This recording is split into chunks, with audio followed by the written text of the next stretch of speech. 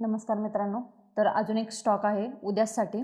तर हे बघा, हा ट्रेंड लाईनवर आहे, पाहू शकता तुम्ही. कॉनकोर हा स्टॉक आहे, ट्रेंड लाईनवर आहे. आणि इथे बघा, ह्या ट्रेंड लाईनवर याने काय केलंय, बुलिश इंगल्फिंगचा एक पॅटर्न बनवलाय. ठीक आहे. तर उद्या ज्यावेळेस ह्या कॅन्डलचा हाय ब्रेक होईल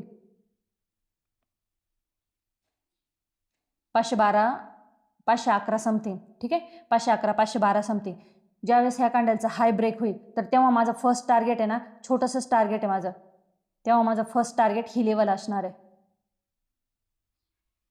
531. ठीक आहे.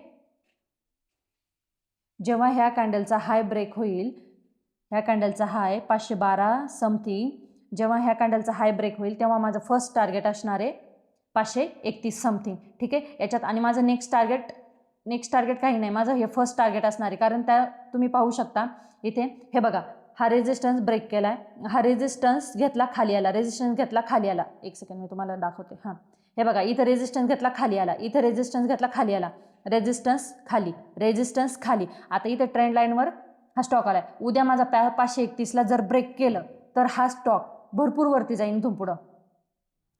नेक्स्ट टार्गेट मग डायरेक्ट ही लेवल येते 557. आणि तसं पण आपण इक्विटीमध्ये करतोय त्यामुळे आपल्याला होल्ड करायला काहीच प्रॉब्लेम नाहीये.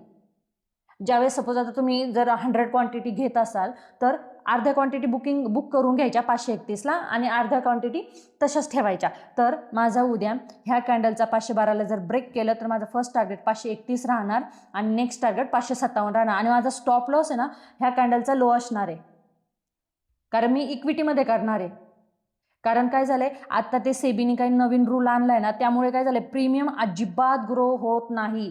इनफॅक्ट त्याच्या उलट काय होतं, प्रीमियम डिके होतात डायरेक्टली. त्यामुळे आता सध्या 12 ऑगस्ट ते म्हणजे हा वीक पूर्ण मी इक्विटीमध्येच ट्रेड करणार आहे, ऑप्शनमध्ये काही ट्रेड करणार नाही. त्यामुळे माझा स्टॉप लॉस 498 असणार, 512 माझा एंट्री प्राइस असणार आणि फर्स्ट टार्गेट 531, सेकंड टार्गेट 557. ठीक आहे.